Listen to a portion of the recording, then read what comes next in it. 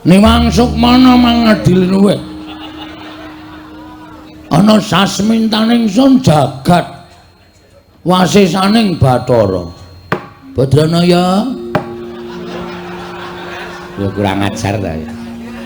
Ayo bapak yo diceruk ora nganggo pak iki. Bapak Semar. Sawetara lenggah ana ing pendopo Kabagongan. Padha harja sak praptamu, Semar. Ah, wedhus. Karo wong tuwa ora ngajeni babar blas. Kosek ora perkara ora ngajeni. Sampeyan rawuh mrene iki sing dadi tuan rumahku. Carane kraton aku nalendrane sampeyan ratu sing rawuh ning negaraku. Dadi isih dhuwur aku derajate Bapak Semar. Sakarepmu, sakarepmu. Nek ana walate sangganen dhewe.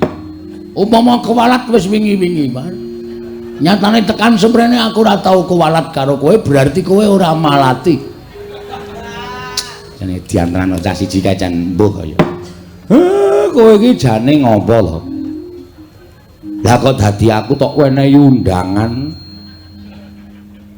dina Rebo bareng isak aku tok kon tekan ning omahmu ki tulisane tasakuran gendurenan. Lah besek endi? Ki wong nek gelem teko ming ana pangan ki ya kaya ngene iki. Nek teko jak omong-omongan ora tau gelem, rembugan sing apik-apik ora tau gelem, nek ana tulisane gendunen menyang nomor 1. Jebul aku diapusi. Rawuhe bapak wilujeng, Mbak. Lah, ngono kuwi tak wangsuli slamet. Lho, ateng pundi slamet? Tegese ora ana alangan sewiji apa. Syukur, pangestuku tampan ana ya, Semar. Ya, kowe iki ngaturke bekti orang mengestoni sekali-sekali ora masalah. Wonten Jawa. Ngaturke bekti karo maratuwa. Inggih, napa pun rawuh. Lho, lah iki apa? Nang ngarep dhewe iki mbegogok iki.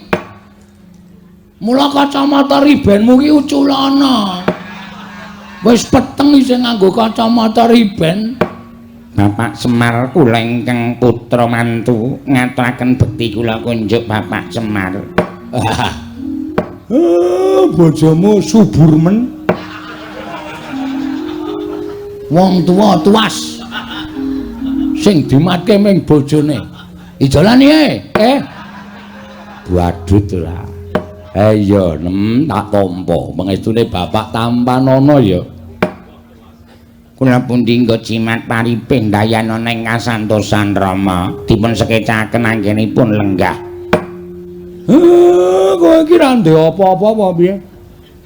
Bapakne maratuwa teka kok blas ora ana sing metu. Sumure asat. Rak ya. Kowe iki ra lengganan pam. Pam apa? Ora nyambayar dipedhot plempeme. Wis sekecake tanpa dahar, tanpa ngunjuk ana tetembungan wareg sing tanpa mangan, seger sing tanpa ngombe. Ha ta, Pak? Ah iya, iya. Nala gareng padha harja sak praptamu. Kamas, kamas telek. Nala gareng padha harja sak praptamu. Slamet, Gong, slamet. Niring sambikala tekaku. Pangestuku tampan ana ya nala gareng.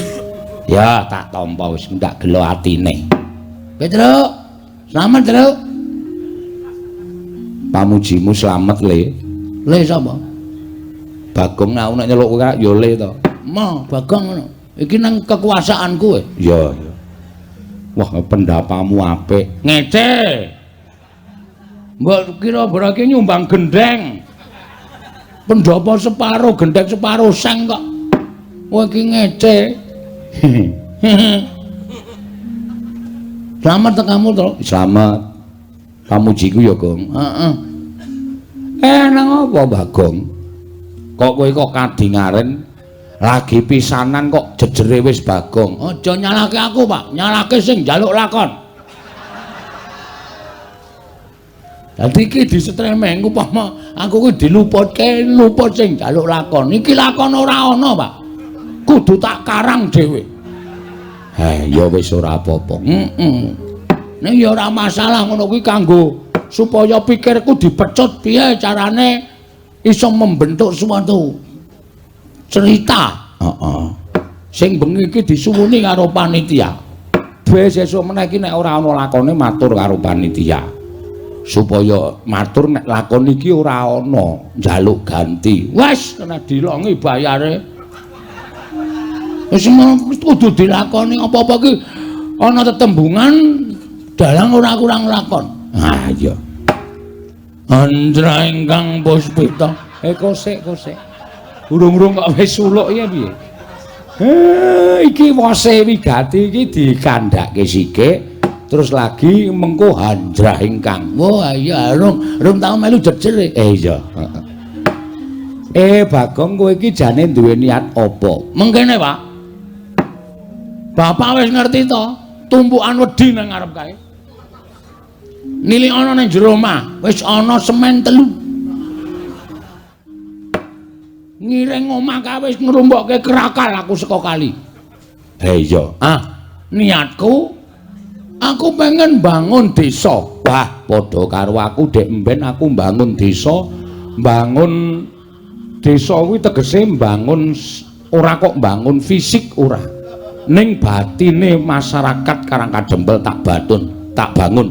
Ning batine masyarakat Pringapus wis apik kabeh. Iki aku arep bangun fisik, Pak. Oh, ngarep omah kae arep tak cor. Terus pojok desa kae arep tak wenehi WC umum. Mergo kebiasaane wong nggon aku iki Pringapus iki, Pak. Nek do bebuang ki nang kalen. Monggo ora milih.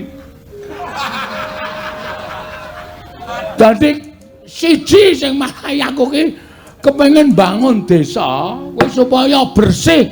Tegese kersikan kuwi ya ngibarate kaya dene iso nuwuhake kesehatan. Ta, Mir?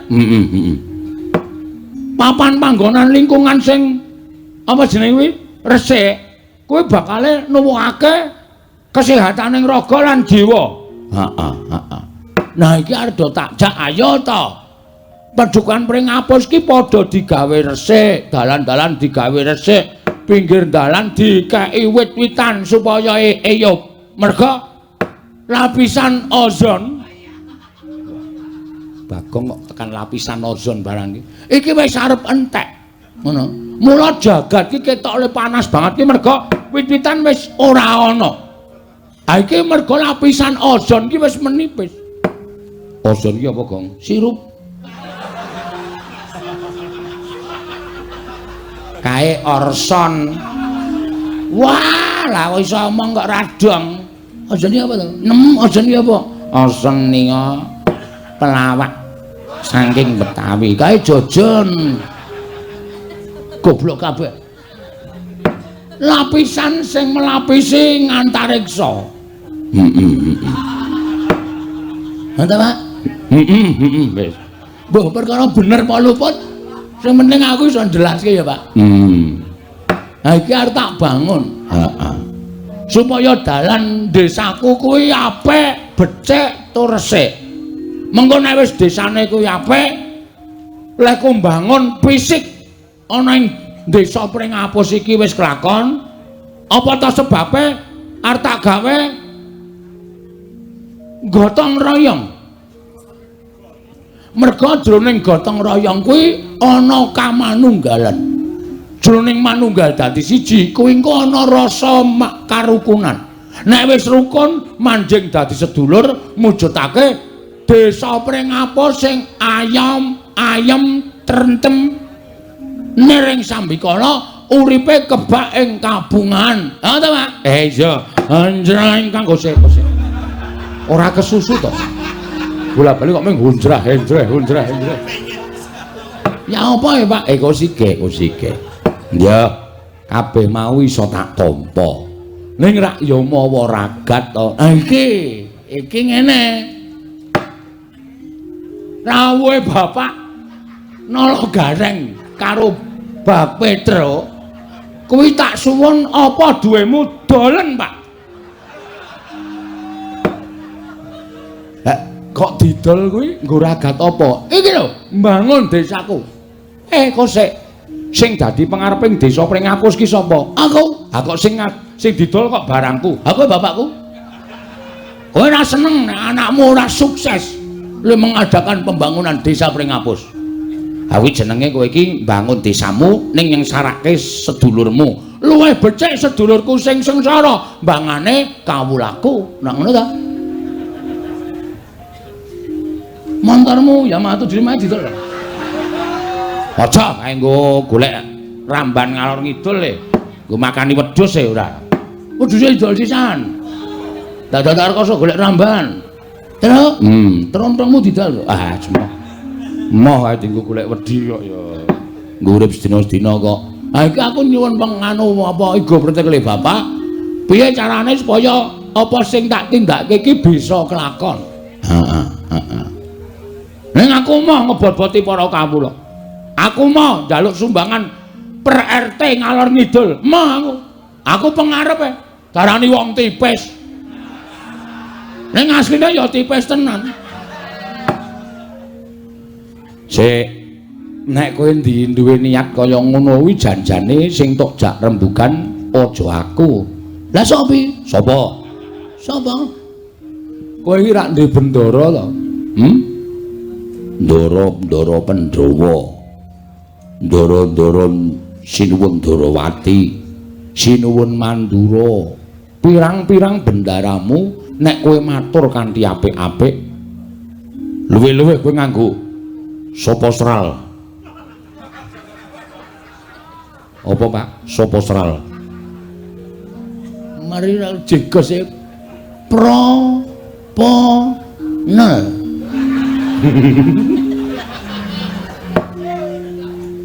Proposal ya goblok. Proposal. Daturke ndara-ndara. Mengko mesti entuk dana saka ndaramu Pandhawa. Aku isin, Pak. Aku wis terlalu membuat gawe ndara-ndara iki kabotan mergo duwe abdi aku. Aku mau aku. Lakon lan orane nggonku mbangun desa iki ya ming mergo saka aku, ora ya saka aku. Mergo wis tak dadaki, Pak. Terus bojoku pek tukunen terus. Nek carane ngenten menika kula wegah nek carane ngenten iki. Kula nek carane ngenten iki. Lara ati kula. Ora ditanyal-tanyalke ngono iki lho. Sore-sore kok gawe hawa. Terus piye? Aduh, mambeng atiku, Pak. Hendra ingkang iki puspitorum.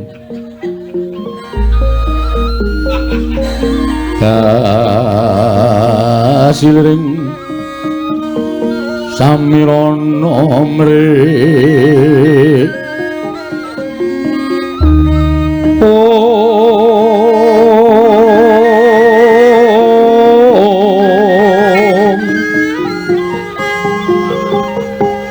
Sekal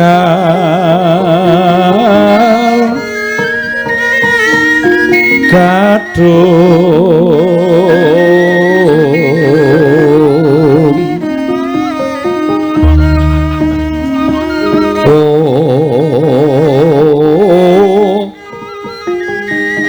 ngas kandanya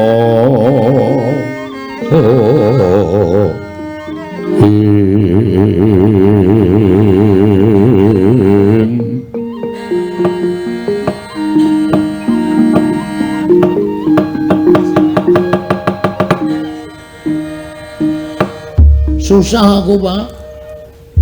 Susah tenan aku. Aku kebacut biya warake mring kawula sak desa Pringapus tak kelumpukke nang omahku kene. Aku nyewa sistem sound system tak wara-warake. Aku kepengin gawe kesejahteraane masyarakat sarana aku mbangun Pringapus. Ning barang aku lumpukke dulur-dulurku blas ora ana sing bantu. Bapak ya ora bantu terus piye? Aku kudu golek srana nendi wis Pak, bayangno. Monggo aku mesti isin. Tak wangeni sok minggu ki wis wiwit gotong royong. Ngecor, ngecake semen 3 kae. Wis nek semen 3 ki ngecor ki arep tekan ngendi? Wong ngecor ki paling ora semene ki ya sedia 150 sak ngono apa piye 200 sak. Sing go tuku gundulmu ya. Malah nesu to ora diomong kok malah nesu ora. Amen 3 ae. Oh, kuwi adol. Pit. Ya piye gong piye dalalku nek kon bantu ya ora iso wong nyatane kowe iki ya wong sekeng aku ya wong ra duwe bapak iki ya wong ra duwe apa kowe tegel bapak adol apa-apa supaya penjangkane anake kelakon tegel oh laitan aku iki wong tegelan kok santai aku ning ya mesakno bapak wah wis pusing aku to apa-apa wis kontal apa minggu ngajeng para sederek kita kerja bakti.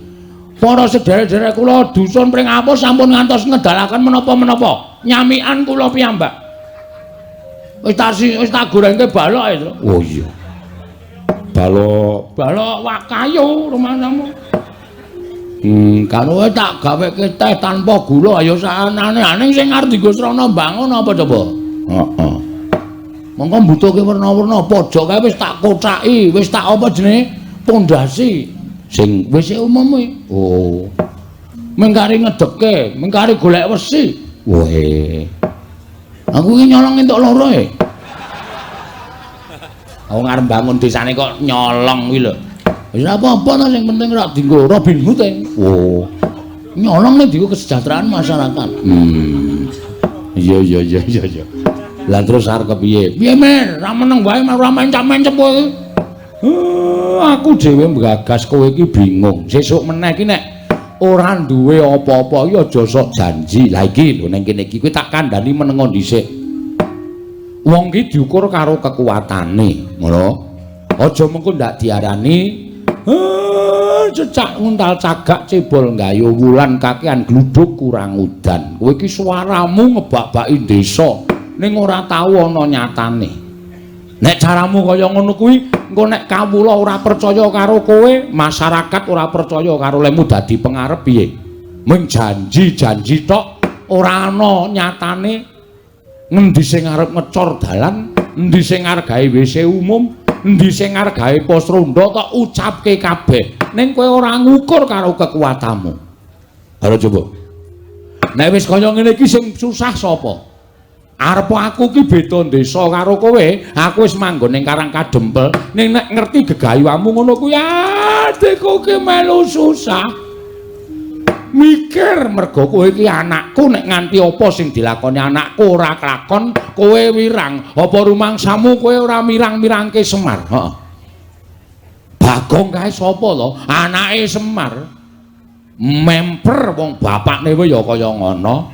Ora mung mirang-mirangke bapak. Kakangmu loro iki tok wirang-wirangke kabeh. Kae dulure sapa? Dulure Gareng. Kae adine sapa? Adine Petruk. Oh, iki wis tuwa ning uteke kaya bayi. Heeh, ngresuk nek ngombe iki aku jane, Pak. Udus. Aja kaya bayi, aku ora iso disape, Pak. Cerewet. Bathukmu monsrot yo. Kandhani kok mesti sembrono. Hah? Mumpung saiki durung nglakon, kawula Pringapus desamu kene kelumpukna. Kowe ngumumke nyang kawula, apa anane dikandhake nek Dana Prabeya urung mlumpuk. Mula nggone ngecor dalan diundur. Maju Pak kowe ngecor. Maksude wektune diundur piye? Njaluk wektu 3 sasi 4 sasi supaya iso klakon. Ning apa sing tok janjekke aja tok apusi. Tegese tetep kudu tok lakoni ning njaluk mundur. Mergo aku percaya penggalih kawula iki mesti ya bakal iso nampa nek kaya ngono kuwi. Ning nek kowe ora gelem mundur, tok tekati, kowe nyengsarake awakmu dhewe. Urung ora wurung mesti mung kowe adol apa-apa. Pekarangan tinggalane bapak iki mesti tok dol. Kuwi ora apik. Sing ngomong sapa? Pekarangan aku ora tuku kok. Mengentuk tinggalan kok didol ora masalah. Wis payu Pak. Lah rak tenan to. Badut tenan kok. Iki mengkari tanda tangan. Wingi aku dikon tanda tangan ra iso. Oh. Anjuk, piye lho iso payu kok? Cap jempol. Cap jempol iki jempolku pas lara. Terus iki sesuk 3 dina kas iki payu. Mbok kuwi ditukokke. Aja. Tak nggo tuku lemah meneh. Nek ngono kuwi apik. Ngedol warisane bapak ning tukokke lemah sing luwih jembar tok tomboki. Sing ngomong sapa? Luwih ciyut. Pancen setan kan. Kuwi apike dikapake ngono kuwi blebeke nganti mati mbok wis. Wong cah kaya ngono bapak ya betah-betahe ngopeni. Mula unduren diundur. Lha njaluk wektu karo kawulamu pirang dina, pirang sasi. Sak kuwate, sak mlumpuke dhuwitmu. Isin aku, Pak. Wis tak deki tendae. Ngendi? Dalan ngarep kae. Eneng tenda cilik mau kae. Akae nggo mlumpuk masyarakat. Terus engko karo nggo nyampur semen. Le nyampur ya gotong royong suwen nggon aku biyen tak sewake apa molen. Wisa. Iki membengkak meneh malahan. Nyewa molen. Ayo kuwi. Tukokke wae cah cukup kok. Wah. Sing isine nanas apa gedang. Ayo molen panganan karo molen semen. Goblok banget cah ora. Sing isine nanas ki nggo giling apa? Giling mripatmu iki apa piye? Gareng aja emosi.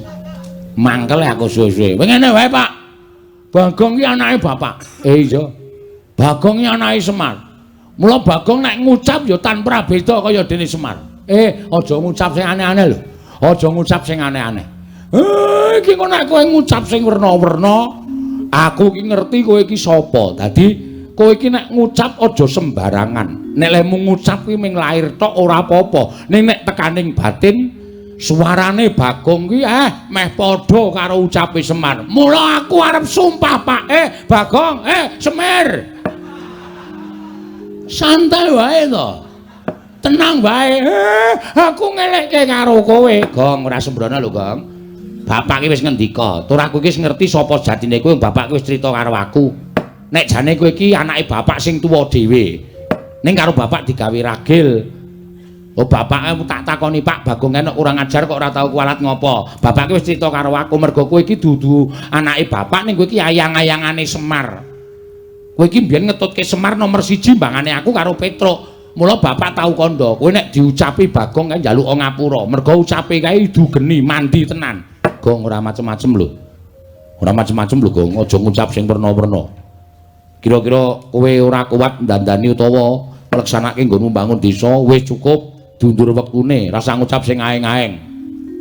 Ngene, Pak. Reng, Truk, Mar.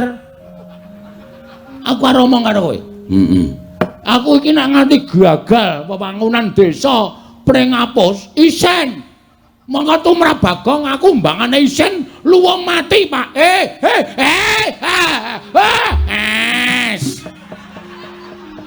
Ngendika sing apik. Kowe mundur nem. Tutuk ketel ndasmu lho. Tenan aku trimo mati tenan, Pak. Yakin aku ora goroh, aku ora macem-macem. Nek nganti aku ora kelakon nggone mbangun desaku iki, ora ujar ora kaul. Najan ndro ngerti dalane, aku munggah neng kayangan, aku gugat karo dewa-dewa.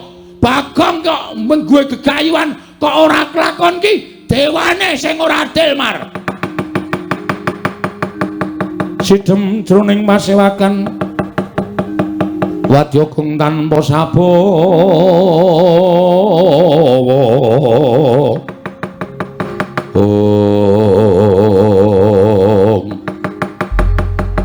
nalika semanten wis kawiyos ucaping Lurah Bagong ingkang dipun kuwatiraken dening Lurah Semar Badranaya. Ndara dasih ngendikaning Lurah Semar bilih Lurah Bagong boten kenging angucap sak pikajenganipun piyambak. Langkung-langkung wantun prasapa ndadosaken gara-garaning Kayiwangan Suralaya. Dados supayang payingan sanggaring para widodara widodari para Jawata, para dewa, para dewi krana midhanget prasapaning Lurah Bagong tumiyup saking Dirgantara Sang Hyang Jatimurti prapta wonten ing bale wismaning Lurah Bagong.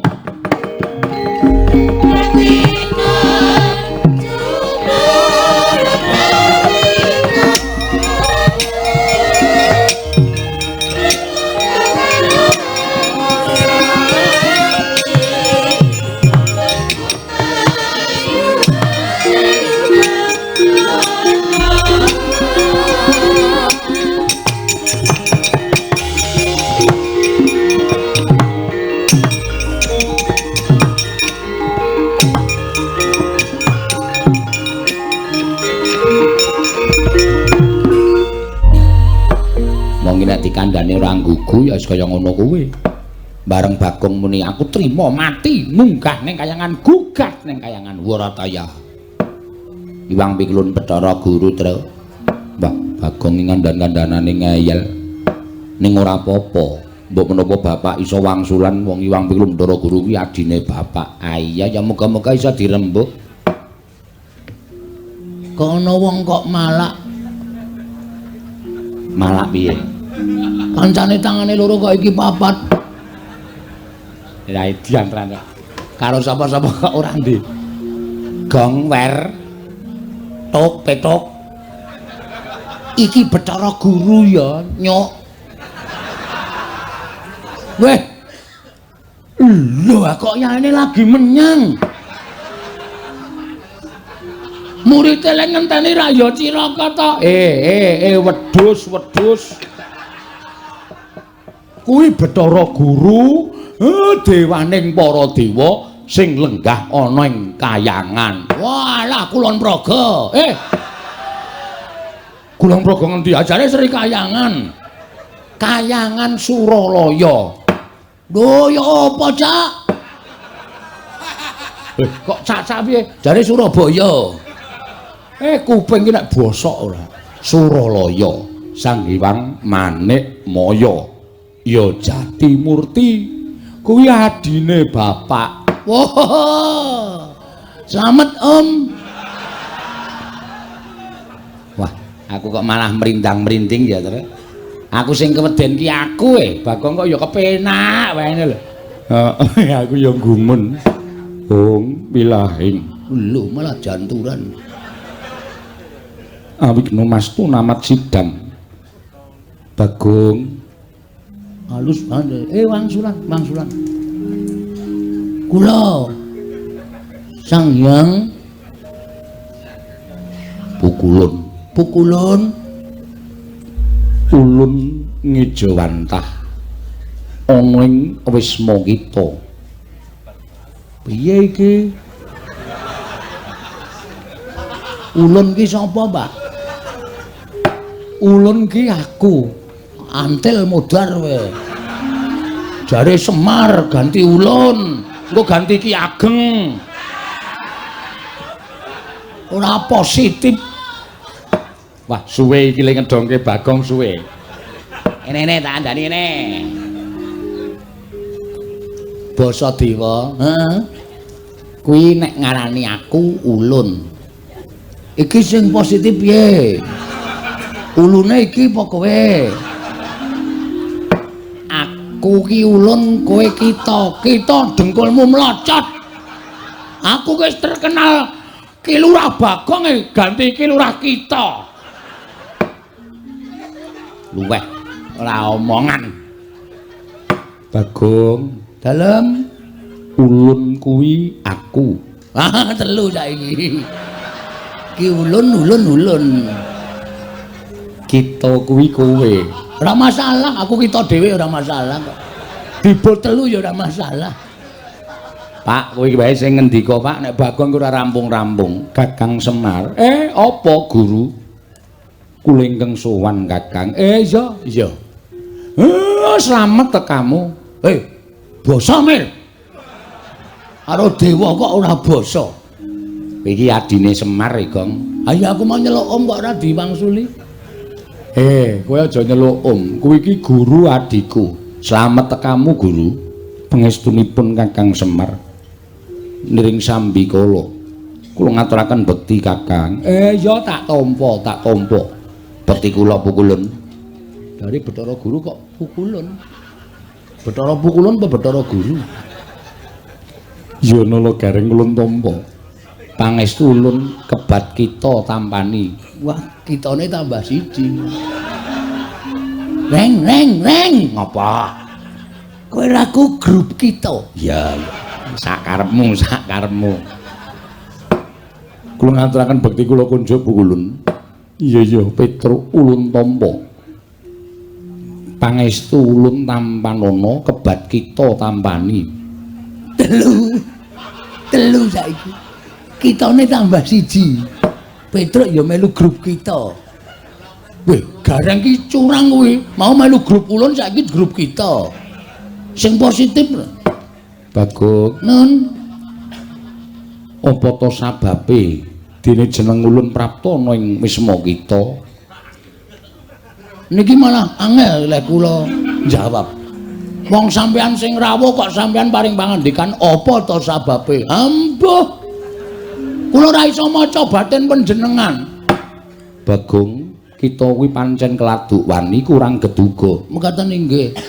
Kula ngaturaken bekti kula kunjuk ngersa paduka pukulun saking kita pukulun. Iya, ulun tampa. Nggih. Pripun ulun? Rawuh panjenengan ulun wonten ing omah kula menika wonten pigatos menapa ulun? Kita nyuwun priksa kelawan jeneng jeneng Rika ulun. Kakang Semar. Piye? Aja sambat mumet lho. Dewa kok mumet ya ora ana. Nggih. Anggen kula prapta wonten ing mriki krana kula menika midhanget dhateng prasapanipun titah. Wondene titah ingkang prasapa menika kala wau mboten sanes kejawi namung Bagong, putranipun Kyai Semar, Kakang Badranaya. Monggo sejatosipun Bagong menika rak sanes putra panjenengan, Kakang. Nanging menika dumados saking wewayanganipun Kakang Semar. Duk nalika Kakang Semar minggah wonten ing Kayiwangan, nyuwun rencang dhateng ingkang rayipun Jatimurti, tumunten kula sowanaken Sang Hyang Bathara Tunggal. Dening Kanjeng Rama, ayang-ayanganipun Kyai Semar dipun puja wujud lare. Inggih menika Bagong. Ateges Bagong menika kekiyatanipun meh sami kalian Kakang Semar. Tinimbang nala garing menapa dene Petruk mila sakmangke wungsal wangsul kula wanti-wanti Bagong menika menawi ngucap sampun ngantos ngawur mangke mindak kedadosan saestu amargi ngibaratipun Bagong menika idu dados geni. Ngapusi kok ngapusi piye? Aku wingi ngidoni uwuh ora kobong. Atenan itu dadi geni do kaget kabeh. Angger tak idoni nyas. Maksude itu dadi geni iki sak ucape dadi. Oh, ngono ta. Iya. Mila sasampunipun Bagong menika kala wau prasapa utawi sumpah. Kakang Semar mugi dados ning kawuningan kayangan geger. Kathah sangganing para dewa dewi ingkang boten kiyat nampi sumpahipun Bagong sami kepelajar nungsang puyang ninggal dhateng kayiwanganipun klebet Suralaya horeg rungkat bali martiyu kundha nalika semanten tumuli kula niti priksa dhateng kawontenanipun jagat jebul Bagong ingkang ndawahaken prasapa ing mekaten Kakang kula nuwun sewu. Boten ateges kula wantun dhateng Kakang Badranaya, namung Kakang kedahipun nglenggono dhateng kalpatanipun Bagong. Mila dinten sakmangke kula piyambak mboten utusan dhateng sinten-sinten, namung ingkang rayipun Jatimurti piyambak ingkang badhe amethuk dhateng pun Panakawan Bagong. Sakmangke kedah nampi pidana saking kadewatan krana sampun wantun damel geger kayiwangan satemah rengat bali martyu kundha manik Kakang Semar. Kagatri sang kapirangu rinangkul kinempit kempit dosang reknaning bawana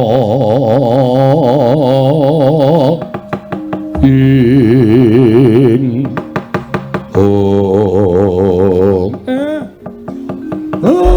pancen aku nglenggono lupute anakku pancen wis pancen disengaja.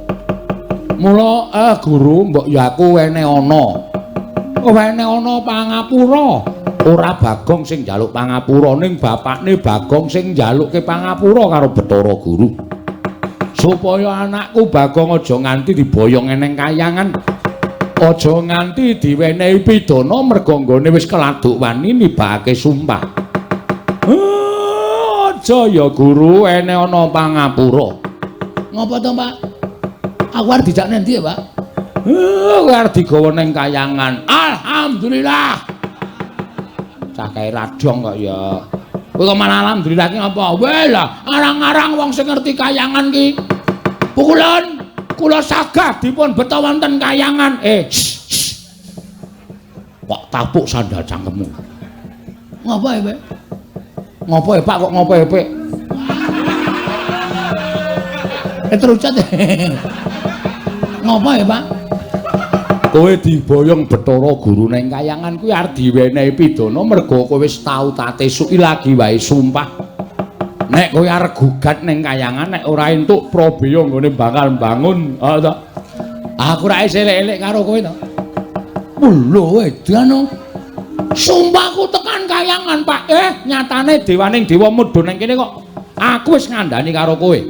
Ucapmu iki padha karo ucape Semar. Mula nek ngucap ngati-ati. Kowe diunggahke ning kayangan ki arep dipidana. Arep cemplungke ana ing kawah Candra Dimuka. Asik. Lho. Aku lho ngadus dasare, Pak. Wah, jan bocah iki Candra Dimuka ki apa, Le? Candra Dimuka ya apa? Candra Dimuka ki neraka. Waduh. Ngapa salahku? Kowe sumpah kuwi mau. Ameng sumpah kok. Ming sak sumpahe Bagong kok gawe geger kayangan. Bagong, pripun? Mula gelem ora gelem kowe kudu tak boyong eneng kayangan. Dina samengko kanggo nglunasi apa kang dadi utangmu. Kanggo ngapokake aja nganti sira wani ngucap ingkang sak kepenake dhewe. Weh lah, ya moh. Yen kita ora gelem, kita bakal ulun ruda paripeksa. Jalaran prapta ulun ana ing wismamu wis nganti sak kathahing para Durandara, para Jawata ingkang bakal ngruda peksa kelawan kowe Bagong. Mula wektu dina iki Kakang Semar kula nyuwuni dipalila dhateng jengandika Kakang Semar Bagong badhe kula boyong. Mangke kados pundi kawontenanipun Bagong menika wonten purba wasesanipun ingkang rayipun Manikmaya. Kosek. Adile wong luput ki njaluk ngapura. Mongko sing njaluk ngapura ora anakku. Sing makili bapakne njaluk ngapura ewadene adreng nggonmu kepengin boyong karo Bagong. Saiki ngene wae. Gandeng aku lek njaluk ngapura karo kowe, kowe ora wangsulan mbok tampa apa ora, aku tak nanting karo anakku. Bagong, pripun, Pak? Nek kowe digawa Bathara Guru ning kayangan sago apa ora? Sago.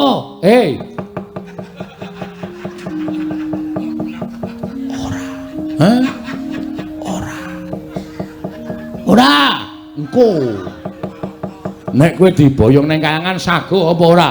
Ora, Pak. Bagus. Nek kowe ora sago, tegese Bathara Guru arep meksa karo kowe. Nek kowe arep dipeksa karo Bathara Guru, kira-kira kowe piye? Ngibarate kaya dene cacing kepidak menungso. Kecekel tukang mancing. Dinggo umpan. Ora tekan gone kanggo ngawat ngomong wae. Cacing kepidak menungso ki ngolet. Butuh bales, Pak.